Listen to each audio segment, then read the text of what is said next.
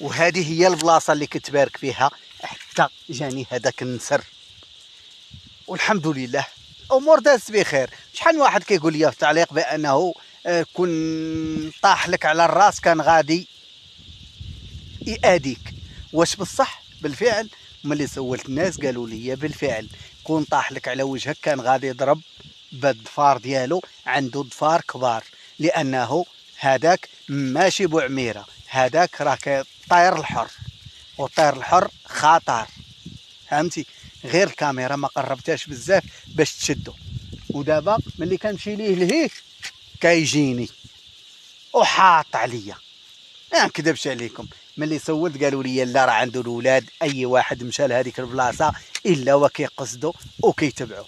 والحمد لله الامور دازت بخير وعلى خير، وانا الحمد لله اللهم لك الحمد. و احنا ما درنا والو الحمد لله، راه غير زياره مدينه ازيلال والنواحي ديالها.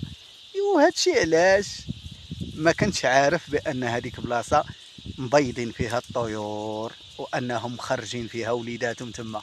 شكرا لكم ومرحبا بكم، ومره اخرى نتلاقاو ان شاء الله. السلام عليكم ورحمه الله تعالى وبركاته، ونخليكم مع هذه المناظر الجميله.